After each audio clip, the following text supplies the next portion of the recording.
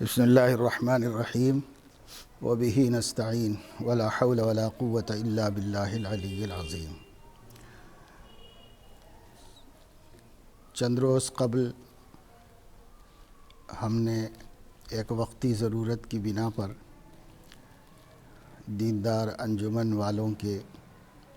عقائد کے سلسلے میں گفتگو کی تھی، اور ان کی طرف سے جو دعویٰ کیا گیا تھا کہ ہم عام مسلمانوں کی طرح عقیدہ رکھتے ہیں اور سب اہل السنت والجماعت کے گویا عقیدے میں شامل ہیں، شریک ہیں، جمہور کے ساتھ ہیں، ہم کوئی علیحدہ عقائد نہیں رکھتے اور کوئی مستقل فرقہ نہیں ہے۔ تو اس کے جواب کے طور پر یہ بات کہنی پڑی تھی اور اس کی وضاحت و صراحت کرنی پڑی تھی، اور اس سلسلے میں میں نے ان کی ایک کتاب مہر نبوت کی جو تشریح تھی اس کتاب کو پڑھ کر سنایا تھا، اور اس میں جو عقیدے تھے اسے بعینی ہی بیان کر دیا تھا۔ اس پر بہت سے اشکالات ہوئے، اور ہمیں پہلے سے اس کا یقین تھا کہ اشتعال پیدا کرنے کے لیے ان کی طرف سے کوئی نہ کوئی اتہام اور الزام لایا جائے گا۔ ایک مثل مشہور ہے، نیا جال لایا پرانا شکاری، لیکن ہم اس کو الٹا کر کے کہیں گے کہ پرانا جال لایا نیا شکاری، اس لیے کہ جن صاحب نے یہ بات کہی ہے وہ اپنی عمر اور اپنے تجربے کے اعتبار سے بے شک بہت قابل آدمی ہوں گے، لیکن یہ باتیں جو بہت پہلے ہو چکی ہیں ماضی میں، وہی اتہام انہوں نے پھر سے لگایا ہے، اور اس کا جواب پہلے دیا جا چکا ہے، اور مجھے یہ ضرور اندیشہ تھا کہ اور کچھ ملے گا نہیں، موصوف یہی لائیں گے۔ چنانچہ انہوں نے تحذیر الناس مولانا قاسم نانوتوی پر اعتراض اور مولانا اشرف علی تھانوی پر اعتراض، تو یہی ان کی جھولی میں ہے اور یہی پیش کر سکتے ہیں۔ اس کے جوابات دیے جا چکے ہیں، وضاحتیں ہو چکی ہیں، لیکن چونکہ بات آئی ہے باقاعدہ ایک ویڈیو بنا کر کے اور بڑے فاتحانہ انداز میں اس کو پیش کیا گیا ہے، آپ کو حق ہے، آپ جو چاہے بول سکتے ہیں، ہم آپ کی زبان چھین نہیں سکتے، اور آپ اپنے دفاع کے لیے بجائے اپنے ان غلط عقیدوں کو ثابت کرنے کے ہمارے اوپر واپس کچھ اور کیچڑ اچھال سکتے ہیں کہ بھئی آپ نے ایسا کیا ہے تو ہم بھی ایسا کر رہے ہیں، مگر یہ مسئلے کا حل نہیں۔ مسئلے کا حل وہ صاف غلط عقیدے جو آپ کی کتابوں میں چھپے ہوئے ہیں اور جس کی تعویل کی گنجائش نہیں ہے، اس کا جواب آپ دے دیں، اس کو آپ ثابت کر دیں کہ یہی جمہور اہل السنت والجماعت اور امت کے مسلمانوں کا عقیدہ رہا ہے آپ کے امام الناس کے وجود سے پہلے، اس کو ثابت کریں، کیونکہ عقائد کا معاملہ نصوص سے متعلق ہے۔ جو چیز نص سے قطعی سے نہیں ثابت ہو سکتی اس کو عقیدہ نہیں کہتے۔ یہ عقائد کا معاملہ ہے، یہ دینی افکار و نظریات کا معاملہ ہے، اس کا ثبوت خیر القرون سے ہونا چاہیے، محدثین و فقہا سے ہونا چاہیے، آپ وہاں سے لا بھی نہیں سکتے، اس واسطے کہ وہ لوگ فیج اعوج کے زمانے کے لوگ ہیں، اس لیے آپ ان سے نہیں لیں گے کوئی دلیل، اور ہم لوگوں کا طریقہ یہ ہے کہ ہمارا عقیدہ، ہمارا دین اہل السنت والجماعت کا، چاہے وہ کوئی مسلک ہو، چاہے کوئی مشرب ہو، سب کے نزدیک عقیدے کا ثبوت خیر القرون میں ہوتا ہے۔ عہد صحابہ ہی کافی نہیں ہے، عہد صحابہ، عہد تابعین اور تبع تابعین، محدثین، فقہا، مفسرین، سب کی روشنی میں عقیدے کا تعین ہوتا ہے، جس پر اجماع ہو جاتا ہے، اور پھر اس میں بھی اگر کسی کا کوئی تفرد ہوتا ہے یعنی کسی ایک شخص کا خیال ہوتا ہے تو اسے عقیدے میں قبول بھی نہیں کیا جاتا، جس پر امت کا اجماع ہوتا ہے اسے قبول کیا جاتا ہے۔ آپ اپنے عقیدوں کو اجماع امت سے ثابت کیجئے، قرآن کے نصوص قطعیہ سے ثابت کیجئے، اور اسی طریقے سے احادیث صریحہ سے ثابت کیجئے کہ یہ بات اہل السنت والجماعت، صحابہ، تابعین، تبع تابعین، محدثین، فقہا یہی سمجھتے آ رہے ہیں، اور اس وقت سے اب تک یہی تعامل ہے، یہی توارث ہے۔ جو ہمارے امام نے کہا ہے وہ کسی سے مختلف نہیں ہے، اس کو ثابت کریں۔ اور جب کوئی اہل السنت والجماعت کے اجماع، توارث اور تواتر سے ہٹتا ہے تو وہ ہٹتا ہے، اور جب ہٹ جاتا ہے تو ہٹنے کا ذمہ دار وہ خود ہوتا ہے۔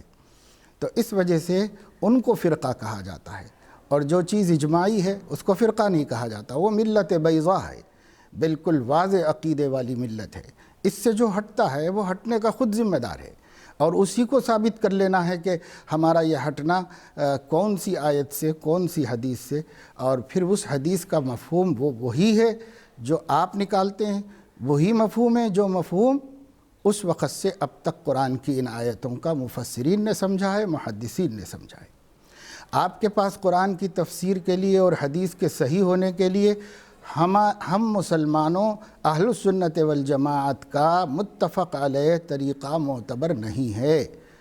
آپ کے امام الناس یہ کہتے ہیں کہ فلسفہ کائنات کافی ہے حدیث کے صحیح ہونے کو ثابت کرنے کے لیے، قرآن کی تفسیر کرنے کے لیے آپ اور آپ کی جماعت کے دل میں جو آ جائے، جو ان کا ذہن کہہ دے،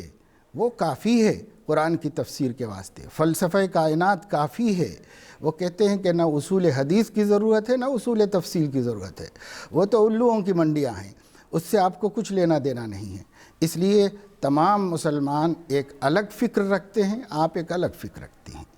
یہ تھا ہمارا اشکال، اور یہ ہمارا اعتراض کیا، آپ کی جو کتاب میں تھا وہ ہم نے پڑھ کے سنا دیا، ایک ایک اقتباس پڑھ کے سنایا۔ یہ بات بھی کہی گئی ہے جو ابھی سوالات میں ہے بعض اعتراضات، کہ ہم نے سیاق و سباق سے دشمنان اسلام کی طرح آپ کی عبارتوں کو سیاق و سباق سے کاٹ کر ہم نے یہ بات کہی ہے۔ اس کا جواب یہ ہے کہ اگر آپ کہیں تو ایک دفعہ ہم پھر پڑھ کے سنا دیں کہ ہم نے سیاق سباق سے کاٹا ہے کیا اس کو۔ جس نے اعتراض کیا ہے وہ نہ سیاق کو سمجھتا ہوگا نہ سباق کو سمجھتا ہوگا، اس لیے بھائی ایک پیراگراف، ایک شعر، ایک بند، اس پر نمبر ڈال کر اس کے نیچے جو لکھا گیا ہے جب ہم نے اس کو آپ کے سامنے سنا دیا ہے، وہی تشریح ہے شارح کی۔ ایسا بھی نہیں ہے کہ امام الناس کچھ فرمانا چاہ رہے تھے اور ہم غلط سمجھ گئے، ہم تو ان کے فرمانے کو ان کے مصاحب خاص کی تشریح سے سمجھ رہے ہیں، اس کے بعد ہماری سمجھ کا اس میں کوئی دخل نہیں ہے، وہ مصاحب خاص کی سمجھ ہے جو انہوں نے بیان کیا ہے۔ تو اس کا ثابت کر لینا وہ آپ کے ذمے ہے، ہم کوئی لڑائی جھگڑا لے کے نہیں بیٹھے۔ ایک بات آپ نے کہی کہ ہمارے عقائد تمام مسلمانوں کے عقائد میں کوئی فرق نہیں ہے، ہم سب کے ساتھ ہیں، سب کو اپنا بھائی سمجھتے ہیں، لیکن ہم کہتے ہیں کہ بھائی بھائی سمجھنے کے لیے اتحاد اعتقاد کی ضرورت ہے، اور عقیدے میں اتحاد نہیں ہے تو انسانی بھائی تو ضرور ہے، اور نہ ہم کوئی جھگڑا کر رہے ہیں، نہ ہم کوئی زیادتی اور ظلم کی حمایت کر رہے ہیں۔ اگر ایسا ہو تو ہم اس کے خلاف ہیں، اس کی مذمت کرتے ہیں، لیکن ہم یہ کہتے ہیں کہ بات علم کی ہے، دلیل کی ہے، اس کے اندر محض تہمتیں لگانے کا کوئی فائدہ نہیں ہے۔ اب رہ گئے دو اعتراضات۔ اعتراض کا اس کے جواب میں انہوں نے ہمیں تلقین کی ہے کہ ہمارے عقیدے پر اعتراض کرنے والے، ہمارے ختم نبوت کے عقیدے پر اعتراض کرنے والوں کو خود اپنے گریبان میں جھانک لینا چاہیے اور اپنے بڑوں کے بارے میں دیکھ لینا چاہیے۔ چنانچہ ہم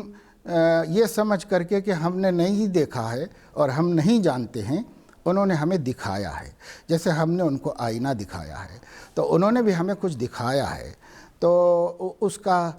جواب دینے کے لیے ہم آپ کے سامنے حاضر ہیں۔ پہلا مسئلہ مولانا قاسم نانوتوی رحمۃ اللہ علیہ کا ہے۔ بے شک ہم انہیں ایک عالم دین مانتے ہیں اور دینی فکر کے سلسلے میں، دینی کام کے سلسلے میں اپنا رہنما مانتے ہیں، لیکن ہم ان کو غلطی سے مبرہ نہیں سمجھتے۔ ہم نے نبی کے علاوہ کسی کو نہیں سمجھائے غلطی سے مبرہ۔ ہم نہیں کہتے کہ ہمارے امام اللہ تعالیٰ سے براہ راست مخاطبت کر کے بیان کرتے ہیں، اور جو مخاطبت کر کے بیان کر سکتا ہو وہی امام الناس بن سکتا ہے۔ ہم نے ایسا کوئی اعتقاد نہیں رکھا، وہ آپ کا اعتقاد ہے۔ ہم یہ کہتے ہیں کہ اگر ہمارے بڑوں سے باوجود کہ سارے دین کی صحیح تشریح کرنے کے اگر کسی جگہ پر کوئی غلطی ہوئی ہے تو کبھی اہل السنت والجماعت نے، شاگردوں نے اپنے بڑوں کی غلطی کی تعویل نہیں کی، اس غلطی کو غلطی کہا ہے۔ دیکھیے صاحبین نے حضرت امام اعظم ابو حنیفہ رحمہ اللہ سے اختلاف کیا ہے کسی مسئلے کے اندر۔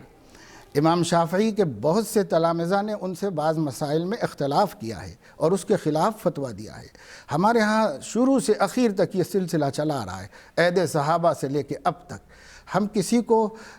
کسی کی بات کو من جانب اللہ، اللہ کی کہی ہوئی بات نہیں سمجھتے، وہ صرف نبی کا کام ہے کہ وہ اللہ کی بات کو نقل کرتا، وہاں چون و چرا کی گنجائش نہیں۔ اور نبی کے بعد ہر کسی کی بات، صحابہ کی غلطیاں دوسرے صحابہ نے پکڑی اور بتائی کہ آپ کا یہ سمجھنا صحیح نہیں اور صحیح یہ ہے، انہوں نے قبول کیا۔ یہ تو ہوتا ہے۔ تو ہم بھی پہلی بات یہ ہے کہ چاہے وہ کتنے بڑے درجے کے ہمارے بزرگ ہوں اور وہ کتنے بڑے درجے پر ہم ان کو اپنے عقیدت کا مرکز سمجھتے ہوں، بات نصوص قطعیہ اور شریعت کی اس تشریح سے متصادم ہو جو تشریح اہل السنت والجماعت سے توارث و تعامل کے ساتھ منتقل ہوتی ہوئی آئی ہے، اجماع امت ہے، اگر اس سے اختلاف ہو تو ہم اختلاف کریں گے، چاہے وہ ہمارا کتنا بڑا بزرگ کیوں نہ ہو، ہم اس سے اختلاف کریں گے۔ یہ پہلی بات، ہمارا طرز عمل اور طریقہ کار آپ کے علم میں رہنا چاہیے۔ آپ کی طرح ہم ضد نہیں کریں گے کہ صاحب جو امام الناس سے کہہ دیا اسی کی تعویل کرتے رہو، اسی کی توجیہ کرتے رہو، مگر اس کے خلاف حق کو ماننے کے لیے تیار نہ ہو۔ ہم لوگوں کا ایسا طریقہ نہیں ہے، ایک بات۔ دوسری بات یہ ہے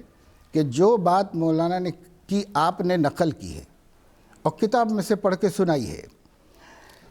اولاً تو ایک سطر ہے جس کو آپ نے یا آپ کے کسی چاہنے والے نے ریمارک کیا ہے کہ سیاق و سباق سے کاٹا ہے، تو یہ غلطی آپ نے کی ہے، یہ جرم آپ کا کمال ہے کہ آپ نے یہ غلطی کی ہے کہ تحذیر الناس سے آپ نے ایک سطر ایک جگہ سے نقل کر کے سنائی ہے اور کافی آگے جانے کے بعد آپ نے 2 سطریں وہاں سے پڑھ کے سنائی ہیں، اور خلاصہ یہ نکالا ہے کہ ختم نبوت کا انکار کرتے ہیں مولانا قاسم نانوتوی، جو ہمارے دینی نظریات میں ہم نے ان کو رہنما اور بڑا مانا ہے، ایک بڑا عالم دین تسلیم کیا ہے، تو وہ خود کرتے ہیں۔ تو تم ہی لوگوں کے پاس ختم نبوت کا انکار ہے، آپ یہ کہنا چاہ رہے ہیں۔ کیسے کہنا چاہ رہے ہیں؟ وہی غلطی سیاق و سباق سے کاٹنے کی۔ میں نے تو پورا پیراگراف پڑھ کے سنا دیا تھا آپ کو، اور آپ نے وہاں سے ایک سطر لی اور وہاں سے 2 سطریں لیں، اور اس سے پہلے بھی بعض لوگوں نے 3 جگہ سے تھوڑا ٹکڑا لے کر کے جوڑ کے ایک عقیدہ ان کے سر پہ تھوپا ہے اس مسئلے میں۔ آپ نے بھی کچھ ایسی کوشش کرنی چاہیے ہے، لیکن یہ مسئلہ پہلے صاف ہو چکا ہے، اور خود جس کی آپ شکایت کر رہے ہیں اس نے صراحتاً اس بات کو اس اعتراض کے اٹھنے کے بعد جواب دے دیا ہے۔ جب اعتراض جس زمانے میں اٹھا انہی کی زندگی میں، اور انہوں نے ہی اس کا جواب دے دیا ہے، اور ان کا جواب کیا ہے دیکھیے: اپنا دین و ایمان ہے کہ بعد رسول اللہ صلی اللہ علیہ وسلم کسی اور نبی کے ہونے کا احتمال نہیں، جو اس میں تأمل کرے اسے کافر سمجھتا ہوں۔ تو جوابات محظورات میں مولانا قاسم نانوتوی نے خود اپنا عقیدہ صاف بتا دیا ہے۔ اگر یہ پہلے کی بات ہوتی تو بعد والی بات سے ہم ان پر اعتراض کر سکتے تھے، لیکن یہ بعد والی بات ہے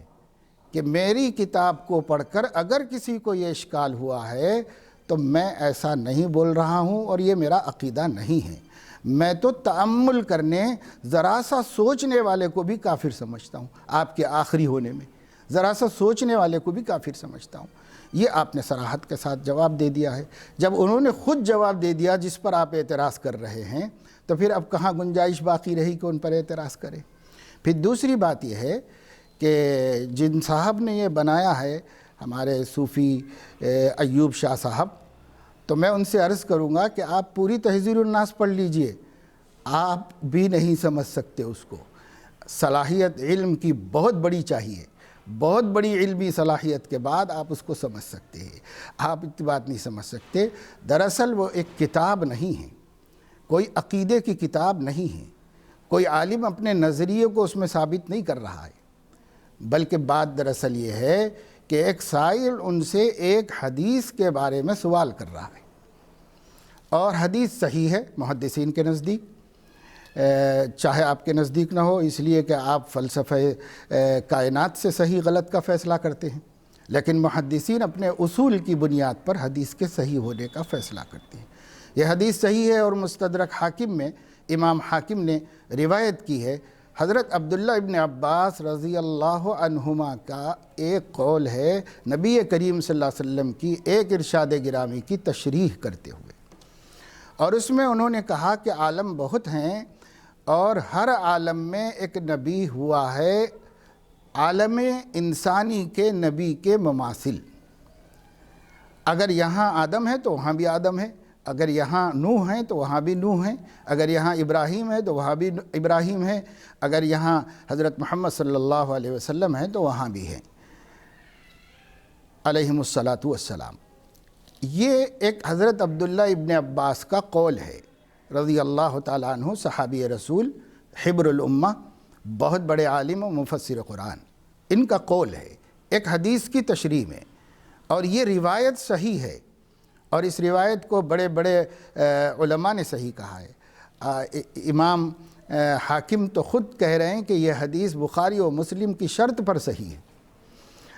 اور اس صحیح حدیث کے بارے میں سوال آیا مولانا قاسم نانوتوی رحمۃ اللہ علیہ کے پاس کہ یہ حدیث بھی صحیح ہے، اور اس حدیث سے مجھے ایسا سمجھ میں آ رہا ہے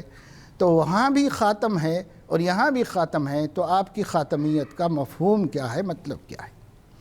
وہ جو دوسرے عالموں کا خاتم النبیین ہوگا وہ آپ کا مماثل ہوگا، برابر ہوگا؟ یہ سوال پیدا ہو رہا ہے، اشکال پیدا ہو رہا ہے۔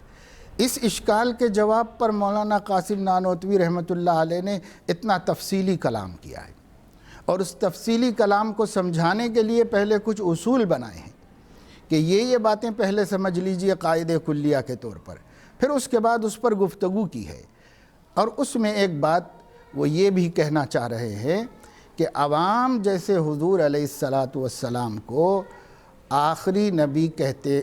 کہتے ہیں یا سنتے ہیں تو ان کے ذہن میں کیا تصور آتا ہے؟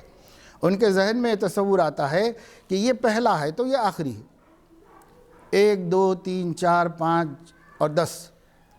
تو 1 کو پہلا کہیں گے اور 10 کو آخری کہیں گے، تو عوام اتنا ہی مفہوم میں آپ کو آخر سمجھتے ہیں۔ تو مولانا نے فرمایا اولیت اور آخریت میں تفضیل کا سبب کیا ہے، تقدم کا سبب کیا ہے؟ بس اتنا ہی، سوائے اس کے کہ یہ پہلا ہے اور یہ آخری ہے، اور کچھ بھی نہیں ہوگا، اور سب چیزیں برابر ہو جائیں گی۔ تو عوام جو معنی میں سمجھ رہے ہیں وہ معنی میں آپ آخری نہیں، اس معنی میں نہیں، زمانے کے اعتبار سے بھی آپ آخری ہی ہیں، آپ کے بعد کوئی نہیں ہے۔ مثال کے طور پہ 10 ہے کوئی چیز، 10 عدد ہیں تو 10واں ہی آپ ہیں، اور آپ کے بعد 11 12 کا کوئی امکان نہیں ہے، وہی آخری آپ ہیں۔ تو خاتمیت زمانی کو بھی حضرت تسلیم کرتے ہیں، لیکن وہ یہ کہتے ہیں کہ خاتمیت زمانی کے عنوان سے عوام کے ذہن میں جتنی بات آتی ہے اتنا ہی آپ کا شرف نہیں ہے۔ آپ کا شرف یہ ہے کہ آپ زمانے کے اعتبار سے بھی خاتم ہیں، ذات کے اعتبار سے بھی خاتم ہیں۔ اور یہ بتانا چاہ رہے ہیں کہ خاتمیت آپ کی ذاتی وصف ہے، ذاتی صفت ہے آپ کی،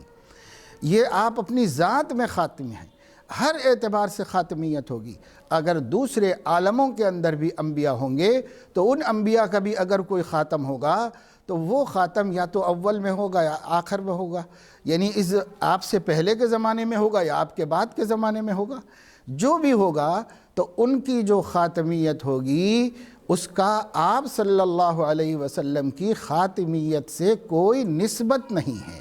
آپ کی خاتمیت زمان، مکان اور ذات کے اعتبار سے خاتمیت ہے، ہر اعتبار سے آپ خاتم ہیں۔ کیونکہ اگر ہم علم کی بنیادوں پر دیکھیں تو اس تفصیل کو ماننا پڑے گا۔ تو انہوں نے فرق کیا کہ عوام آخری کا جو معنی سمجھتے ہیں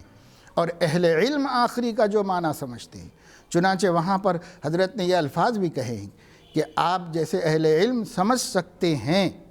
تو کہنے کا مطلب ہی یہ ہے کہ عوام کا ایک مفہوم ہوتا ہے، وہی مفہوم میں آپ آخری نہیں ہیں، اس مفہوم میں بھی ہیں، لیکن اس سے آگے بڑھ کر آپ کی خاتمیت کا سب سے بڑا جو ثبوت ہے اور جو سب سے بڑی شان ہے وہ یہ ہے کہ اپنی ذات میں نبوت کا اختتام ہے، اپنی ذات میں، پھر وہ کہیں کوئی ہو اس سے کوئی مطلب نہیں ہے، سب تحت میں آئیں گے اور آپ سب کے امام ہوں گے اور آپ ہی خاتم ہوں گے، اور آپ کی نبوت وصف ذاتی ہے، اور جیسے بتا رہے ہیں مثال بھی دی ہے کہ سورج ہے تو سورج کے اندر جو روشنی ہے وہ ذاتی ہے، اللہ تعالیٰ نے اسی کو وہ چیز دے دی ہے، اور چاند میں جو روشنی ہے وہ ذاتی نہیں ہے، سورج سے لی ہوئی ہے، مستعار حاصل کی ہوئی ہے۔ دیگر تمام انبیاء کے اندر جو نبوتیں ہیں وہ ان کے وصف ذاتی نہیں ہیں، حضور علیہ السلام کی نبوت ان کی وصف ذاتی ہے۔ اس کو سمجھایا ہے، اور اس کو اسی جگہ نہیں اور کتابوں میں سمجھایا ہے۔ بعد میں قبلہ نما کتاب لکھی، اس میں پوری صراحت سے غلط فہمیوں کو دور کر دیا ہے۔ آپ کو چونکہ اس وقت میں جو لوگ آپ کے خلاف بات کر رہے ہیں ان کے طبقے کو مشتعل کرنا ہے۔ ہم تو الحمدللہ اب زندگی کے تجربات کے بعد اس عمر کے اس حصے میں کسی کے مشتعل کرنے سے مشتعل تو نہیں ہوں گے، لیکن ہمارے طبقے میں بہت سے لوگ مشتعل ہو جا سکتے ہیں، تو آپ نے ان کو مشتعل کرنے کے لیے ایک راستہ اختیار کیا، کیونکہ آپ اپنا جواب نہیں دے سکتے، اس لیے تہمت کا اگر آپ اس کو تہمت سمجھتے ہیں تو تہمت کا جواب تہمت سے آپ دینا چاہ رہے ہیں، حالانکہ ہم نے آپ کو آپ کی باتیں پڑھ کر سنا دی۔ اگر آپ یہ کہیں کہ کہا ہوگا مولانا صدیق دیندار صاحب نے لیکن ہم یہ عقیدہ نہیں رکھتے، ہم نہیں ان باتوں کو مانتے، تو قصہ ختم ہو جاتا ہے۔ تو آپ یہ نہیں کہہ رہے، اور اگر آپ کہیں گے اور اگر آپ یہ ضد کریں کہ مولانا قاسم نانوتوی یہی کہنا چاہ رہے ہیں، یہی کہنا چاہ رہے ہیں، باوجود ہے کہ وہ خود انکار کر رہے ہیں، تب بھی آپ یہ ضد کریں، تو ہم کہتے ہیں کہ اگر وہی کہنا چاہ رہے ہیں تو ہم بھی نہیں مانتے، ہم بھی نہیں مانتے۔ اب آپ بولو کہ ہم بھی نہیں مانتے، تو نہیں بولیں گے آپ ہرگز نہیں بولیں گے، آپ یہی اشکال کریں گے، یہی اعتراض کریں گے۔ پھر امکان نبوت کی بات، دوسرا پیراگراف آپ نے سنایا ہے جس میں حضرت نے فرمایا اگر فرض کرو آپ کے زمانے میں اور آپ کے بعد کوئی اور نبی ہو تو اس نبی کا ہونا آپ کی خاتمیت کو متاثر نہیں کرتا۔ تو یہ ایک نتیجہ ہے پوری بحث کے بعد، کافی طویل بحث کرنے کے بعد ایک بات کہہ رہے وہ بات زمانے کے اعتبار سے ہی خاتم ماننا کافی نہیں۔ پہلی بات تو آپ نے یہ غلطی کی کہ ان پر یہ الزام لگایا کہ وہ زمانے کے اعتبار سے آپ کو آخری نہیں مانتے ہیں، اور وہ عوام غلط مان رہی کہتے ہیں۔ انہوں نے عوام غلط مان رہی نہیں کہا، انہوں نے کہا عوام جو مفہوم لیتی ہے وہ مفہوم کافی نہیں ہے ختم نبوت کے عقیدے کو آپ کی شان کے مطابق ماننے کے واسطے، اور مؤکد کر رہے ہیں کہ کوئی گوشہ، کوئی پہلو، کوئی راستہ نہ رہے کہ وہ ادھر سے گھسے ادھر سے گھسے۔ جیسے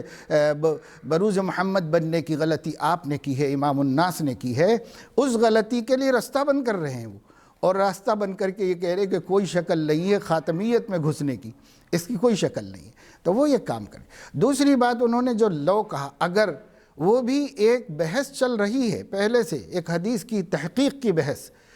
اس کی تحقیق کی بحث میں وہ یہ کہہ رہے ہیں کہ خاتمیت کے جو اور مرتبے ہیں ان مرتبوں کے ساتھ آپ اس مقام خاتمیت پر ہیں کہ اگر کوئی نبی آ بھی جائے فرض کرو تو بھی کوئی اثر نہیں پڑے گا، آپ کا مرتبہ اسی طرح مرتبہ رہے گا اور وہی آپ کی شان باقی رہے گی، اس پر کوئی اثر انداز نہیں ہوگا۔ لیکن اگر کوئی چیز کو فرض کرو کی عنوان پر بیان کیا جاتا ہے تو اس کو اس کا عقیدہ بتانا کسی احمق کا کام ہو سکتا ہے، شدھ بدھ علم رکھنے والا بھی نہیں کہہ سکتا۔ دیکھیے قرآن مجید میں حضور اکرم صلی اللہ علیہ وسلم کی زبان سے ایک بات کہی جو بالکل اس مفہوم کی ملتی جلتی بات ہے، سمجھنا چاہیں تو سمجھنے کے واسطے بالکل واضح ہے۔ اللہ نے قرآن میں کہلوایا ہے لَوْ كَانَ فِيهِمَا آلِهَةٌ إِلَّا اللَّهُ لَفَسَدَتَا، اگر آسمان و زمین میں اللہ کے علاوہ بھی کوئی ہوتا اور خدا، تو آسمان زمین برباد ہو جاتے، تباہ ہو جاتے، اور ایک اپنے لوگوں کو لے کر دوسرے پر چڑھ دوڑتا اور اس کو فتح کرنے کی کوشش کرتا۔ یہ سب اللہ بیان کر رہے ہیں نبی پاک صلی اللہ علیہ وسلم کی زبان سے قرآن کریم کے اندر۔ تو کیا اس میں لو کا یہ ترجمہ کریں گے؟ آپ کہیں گے کہ اللہ تعالیٰ خود کہہ رہا ہے کہ 2 خدا ہو سکتے ہیں، نعوذ باللہ من ذالک، ایسے ہو سکتا ہے؟ اور حضور اکرم صلی اللہ علیہ وسلم کی زبان سے یہ بات عیسائیوں کو لاجواب کرنے کے لیے کہلوائی گئی ہے کہ اللہ تعالیٰ نے فرمایا اے نبی صلی اللہ علیہ وسلم آپ کہہ دیجئے کہ اگر رحمان کا بیٹا ہوتا تو سب سے پہلے میں اس کا عبادت گزار ہوتا۔ تو اگر رحمان کا بیٹا ہوتا جو کہلوایا گیا ہے، اگر ہوتا تو میں عبادت گزار ہوتا۔ اب آپ اللہ پہ بھی تہمت لگاؤ، نبی پر بھی لگاؤ تہمت کہ وہ خود کہہ رہے ہیں کہ اللہ کا بیٹا ہوتا تو میں عبادت کرتا، گویا نعوذ باللہ شرک کی بات کر رہے ہیں۔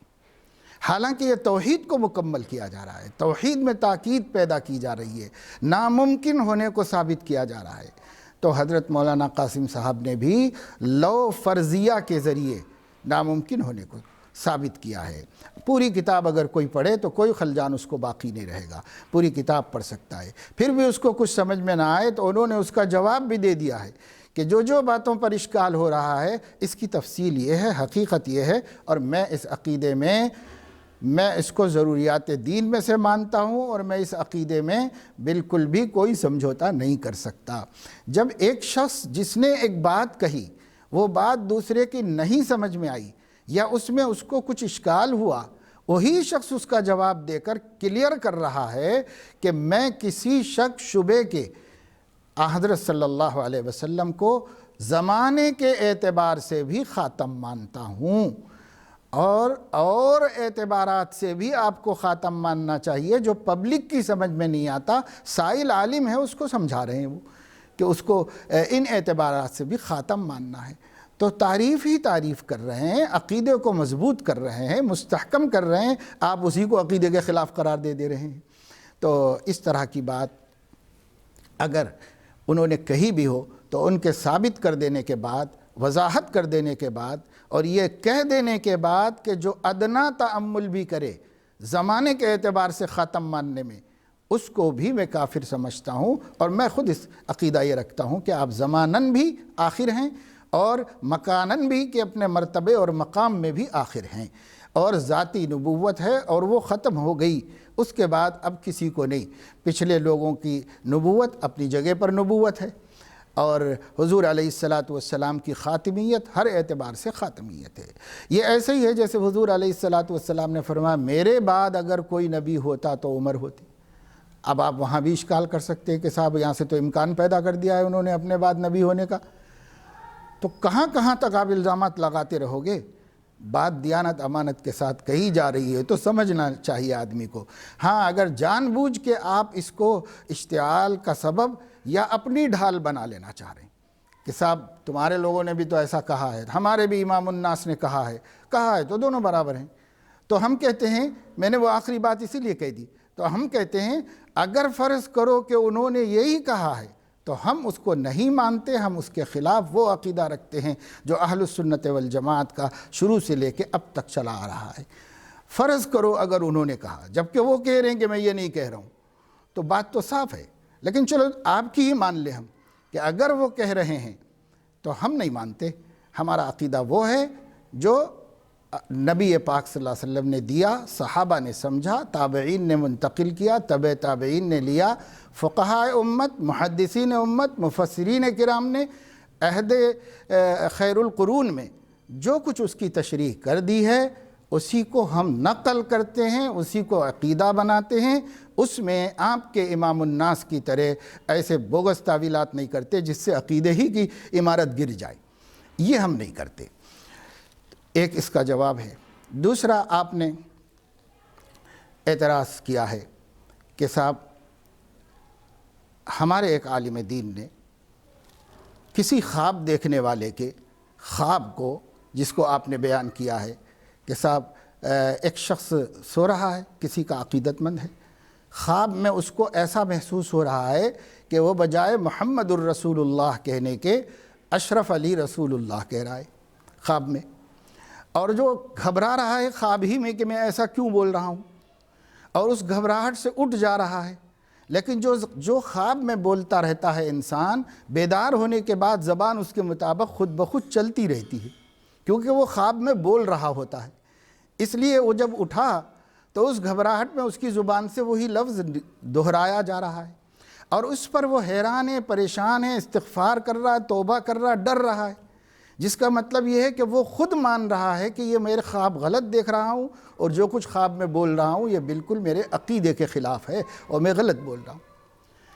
اب اس کا ایک مرشد ہے، بڑا عالم دین ہے، اس کے بھروسے میں، چاہے کسی دوسرے کے نزدیک نہ ہو، لیکن اس کے بھروسے میں، اس کے اپنے جاننے ماننے میں ایک بڑا عالم دین ہے، مفتی ہے، مفسر ہے، محدث ہے، وہ اس کو لکھ کے بھیج رہا ہے کہ حضرت اس خواب نے مجھے پریشان کر دیا اور جب سے دیکھا ہوں پریشان ہوں۔ خواب کی دنیا ایک مستقل دنیا ہے، خواب میں آدمی کچھ بھی دیکھ سکتا ہے،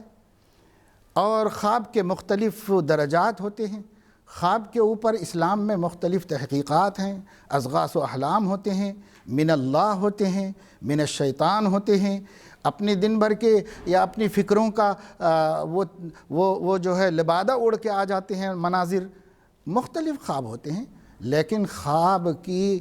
تعبیر بتانا ایک فن ہے، ایک علم ہے جو من جانب اللہ عطا ہوتا ہے، سب کو نصیب نہیں ہوتا۔ خواب کو دیکھ کے آج کل لوگ جو ہیں شادی بیاہ کے لیے استخارے کرتے ہیں اور عجیب عجیب خواب دیکھتے ہیں، عجیب عجیب اس کی تعویلات خود ہی کر لیتے ہیں، اور جاہلوں سے پوچھتے ہیں تو وہ لوگ بھی کچھ بتا دیتے ہیں، حالانکہ خواب میں کچھ نظر آئے، حقیقت کچھ اور ہو، یہ تعبیر کا علم ہے۔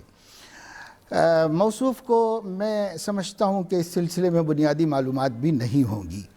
اس وجہ سے ان کو یہ اشکال پیدا ہو رہا ہے، یا اشکال ہے بہت پرانا، اور اس کے بھی جواب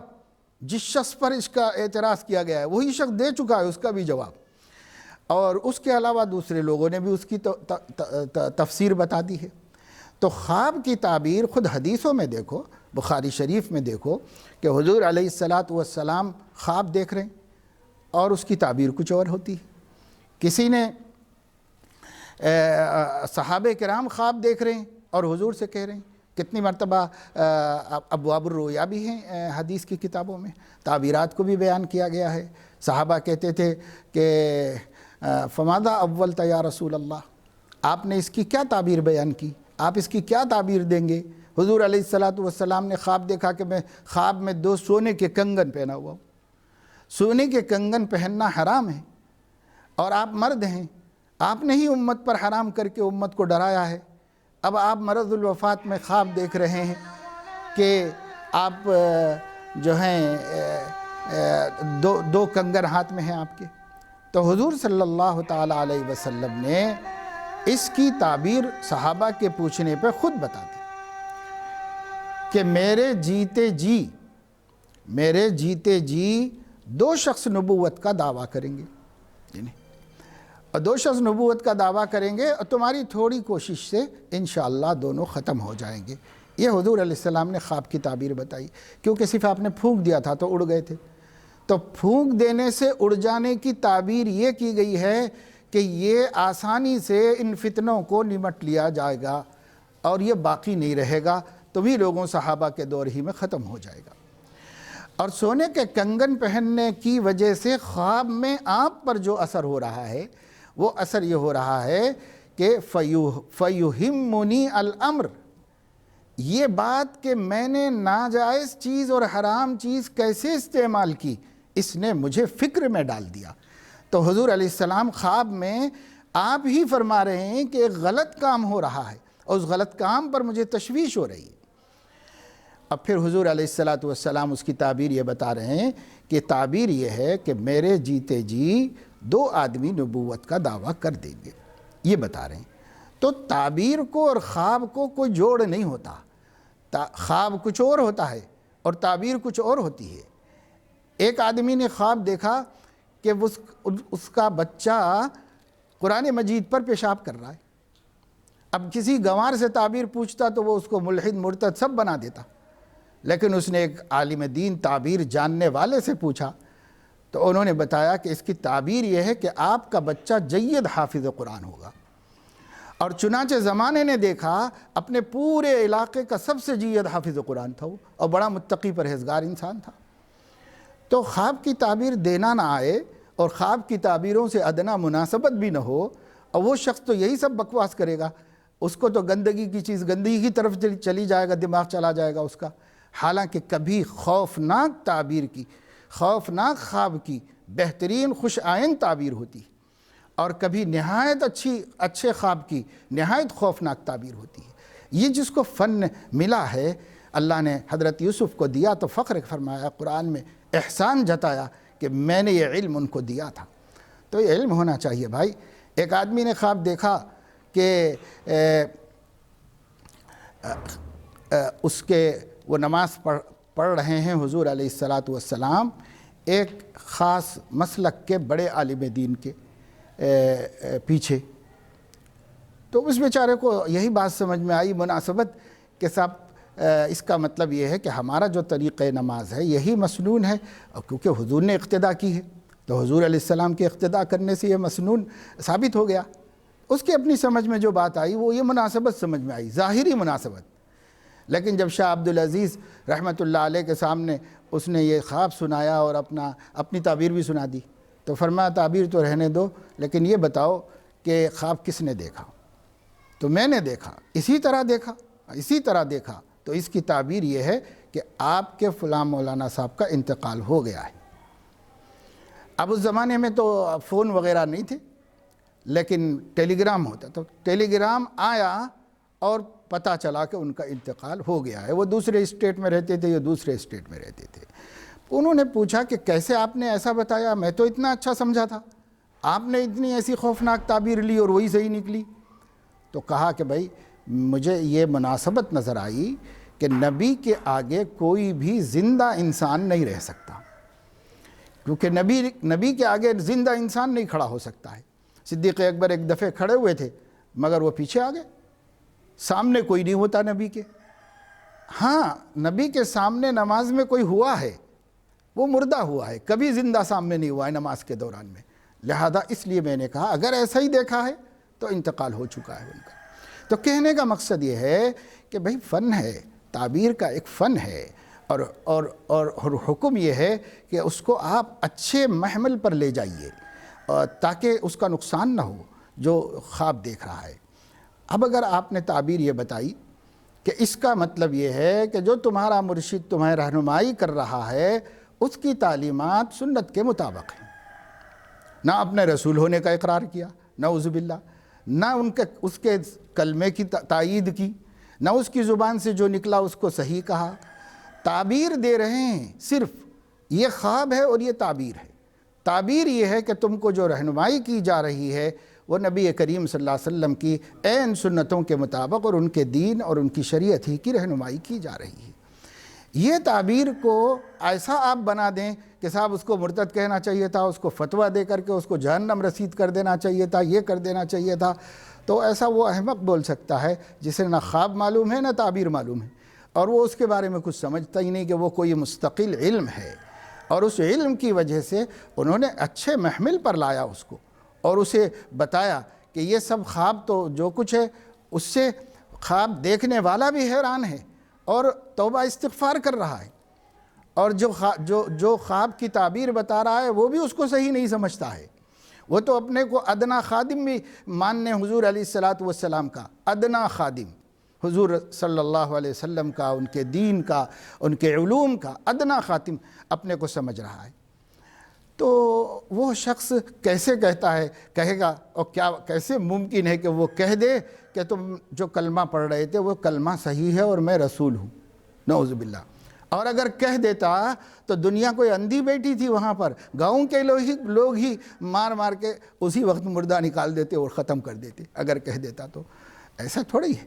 بات یہ ہے کہ ایک خواب ہے اور خواب کی تعبیر ایک فن ہے۔ اگر آپ کو میں اس وقت میں مثالیں دوں، اور ابن سیرین نے جس طرح خوابوں کے تعبیرات دی ہیں، کیسے کیسے خواب تھے اور خوابوں کی تعبیرات کیسی کیسی تھیں، اور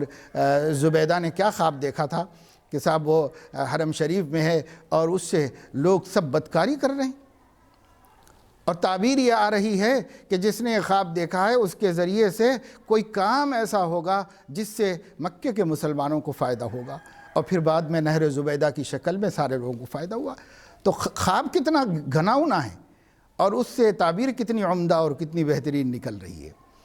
تو یہ خواب کی بات ہے۔ ہاں، اگر آپ کا منشا یہی ہے کہ سامنے والے کو آپ اشتعال میں لائیں اور سامنے والے کو غصے میں لائیں اور شرمندہ کریں اور اسے پریشان کریں، تو بے شک آپ ایسے کام کر سکتے ہیں، یہ آپ کو زیب دیتا ہے۔ لیکن اگر آپ ہمارے سوال کا جواب دینا چاہ رہے ہیں تو ہمارے سوال کا جواب دیجئے۔ ہم نے بہت سے کفریات کو پیش کیا ہے، ایسی چیزیں جن کو کسی نے ایمان نہیں کہا، ہم نے آپ کے سامنے رکھی ہیں، آپ اس کو بتائیے، آپ اس کا جواب دیجئے۔ مثلا یہی ایک بات جو اب ضمناً آ گئی، آپ اس کا جواب دیجئے ہمیں۔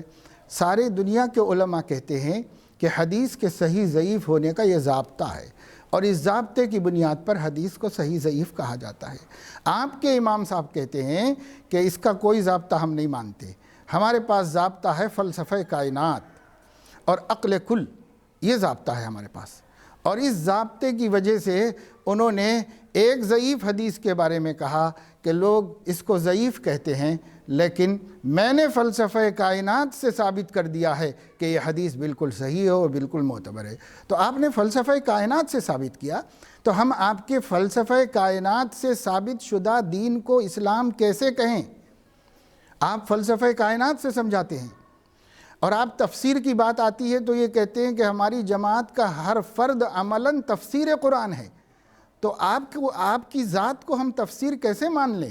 نبی کی ذات تو تھی، حضرت عائشہ رضی اللہ تعالیٰ عنہ کہا تھا کان خلقہ القرآن، کہ بھائی قرآن پڑھنا، تم لوگ قرآن پڑھو اور نبی کو دیکھو، ایک ہی چیز ہے۔ تو بات تو وہاں مانی جا سکتی ہے، لیکن آپ کے امام الناس تو یہ کہہ رہے ہیں ہماری جماعت کا ہر فرد وہ قرآن کی عملی تفسیر ہے۔ اب کسی کی تفسیر کی آپ کو ضرورت نہیں، نہ ابن عباس کی چاہیے، نہ جو ہے ابن کثیر کی چاہیے، نہ رازی کی، کسی کی بھی نہیں چاہیے تفسیر آپ کو، صحابہ کی بھی نہیں چاہیے آپ کو تفسیر۔ آپ کو تفسیر چاہیے فلسفہ کائنات سے۔ کیا اس کو اسلام مانا جائے گا؟ جو چیز فلسفہ کائنات سے حدیثیں صحیح ہوئی ہیں اور جو دیندار انجمن سے وابستہ لوگوں کی عملی زندگی سے قرآن کی تفسیر ہوئی ہے، وہ تفسیر کو تفسیر مان لیا جائے، اور ان حدیثوں کو صحیح اور ضعیف کی بنیاد پہ حدیثوں کی صحت اور ضعف کا حکم لگا دیا جائے فلسفہ کائنات کی بنیاد پہ۔ اگر اس سے ثابت ہوا دین ہے، تو جس دین کو میں پیش کر رہا ہوں وہ صحابہ اور تابعین اور تبع تابعین اور مفسرین اور محدثین اور فقہاء اور سلف سے لے کے خلف تک جو اس کے ناقلین ہیں، ان ناقلین کے ذریعے تواتر، تعامل اور اجماع امت سے ثابت ہوا ہے، اور آپ کا اس طرح ثابت ہوا ہے۔ تو آپ کا اسلام ہے یا یہ اسلام ہے؟ میرا نہیں، یہ اسلام مسلمانوں کا۔ اگر یہ اسلام ہے تو آپ توبہ کیجئے اور اس اسلام میں آئیے، اور اگر نہیں تو اپنے کو مسلمان کہنا چھوڑ دیجئے۔ ہماری اتنی بات ہے، جھگڑا کرنا نہیں ہے۔ آپ پگڑی اچھالنا ہے اچھالیے، اگر آپ ہم کو رسوا کرنا ہے تو رسوا کریے، کوئی بات نہیں۔ لیکن ہم آپ سے صرف یہی کہیں گے کہ جو بات ہم نے کہی تھی، آپ کے دین کو آپ کے کتاب سے بتایا تھا اور اس کو معارض اور متصادم بتایا تھا اہل السنت والجماعت کے عقائد سے، لہٰذا اگر یہی صحیح ہے تو آپ ثابت کریں گے، لیکن ہم اس کو اس وقت مانیں گے جب وہ فلسفہ کائنات سے ثابت نہ ہو، وہ احادیث صحیحہ اور صریحہ سے ثابت ہو۔ کیونکہ نماز روزے کے مسئلے میں تو پھر بھی گنجائش ہے کہ آپ حدیث احاد سے اس کو ثبوت کریں، لیکن عقیدہ ثابت نہیں ہوتا۔ عقیدہ نصوص قطعیہ سے ثابت ہوتا ہے، عقیدہ اشارات سے ثابت نہیں ہوتا، عقیدہ دلالت سے ثابت ہوتا ہے۔ آپ عقیدے کے بارے میں جو ہمارا ضابطہ ہے، یعنی مسلمانوں کا ضابطہ ہے، سب مسلمانوں کا، چاہے کسی جماعت کے ہوں، ان کا جو ضابطہ ہے، اس ضابطے سے اگر بات کرتے ہیں تو ویلکم، خوش آمدید، اور اگر اس ضابطے سے بات نہیں کرتے ہیں